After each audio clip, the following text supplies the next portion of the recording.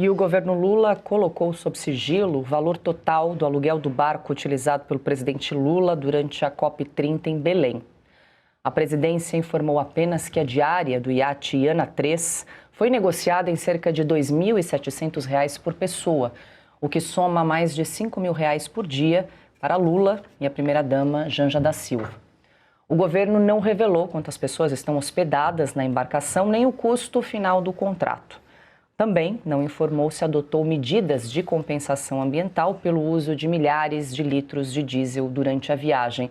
Silvia, ainda ontem comentamos aqui no programa que a gente não tinha conhecimento da quantidade de hóspedes aí dessa embarcação que nós estamos pagando, mas agora também não saberemos porque está tudo sob sigilo, tanto o número de convidados quanto vai gastar. E a gente lembra sempre, né, que durante a campanha 2022, Lula criticou muito o ex-presidente Jair Bolsonaro por impor sigilo e disse que seria diferente durante a sua gestão aí de Lula 3. Mas inclusive, tem a questão do preço do diesel, né? Porque parece que o diesel, para rodar, enfim, essa embarcação gasta muito, é poluente. Para manter em funcionamento. Para mantê-la em funcionamento. E não tem absolutamente nada a ver com o propósito da COP.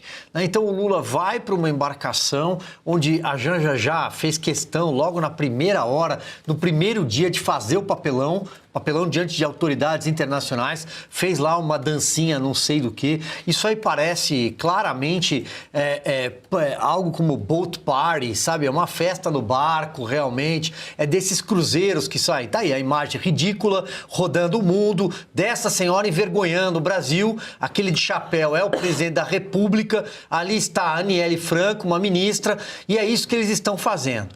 Olha lá, diante do mundo, né? Como se depois das 4 horas da tarde tem aeróbica na piscina, depois eles vão tomar um drink no meio da tarde. É uma vergonha tudo isso. É disso que se trata. É preciso apontar o dedo, às vezes, e ficar um pouco indignado, porque o Brasil está gastando muito dinheiro, tem indícios de superfaturamento, de corrupção, ergueram um hotel com dinheiro de Itaipu Binacional, que está do outro lado do país, em outra região, para entregar para a família Barbalho, decretaram uma GLO e mesmo assim jornalistas estrangeiros foram assaltados. É a pior imagem possível que o Brasil pode passar para o mundo. Tanto que o Lula vai dar no pé, ele vai se encontrar com o Nicolás Maduro no final de semana lá na Colômbia. Nem ele vai ficar nessa micareta do clima que é um fiasco. É só para gastar o nosso dinheiro. E olha, para finalizar, Paula, eu arrisco dizer, eu faço até uma aposta com quem tiver aí do outro lado da tela,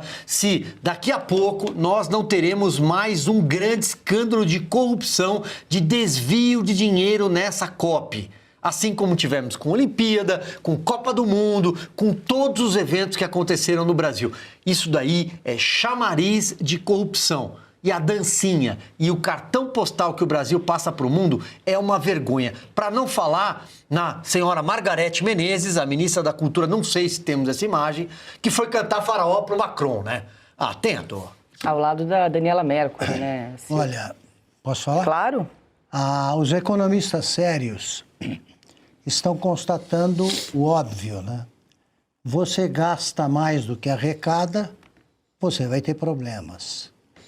Nesses momentos, você tem que dar o exemplo. Como a gente faz com as nossas finanças, você não vai, neste momento, fazer uma viagem para o exterior. Se você não pagou a anterior, fica tranquilo, gasta menos. Não, é o óbvio.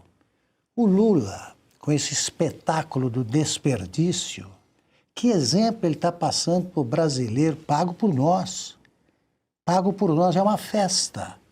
Estão vivendo uma festa. E os jornalistas, sobretudo os jornalistas que se autodenominam investigativos, podem perfeitamente descobrir quantas pessoas tem lá. Conta, saiu do barco. Anota, porque é uma multidão que está ali festejando o fracasso econômico do Brasil.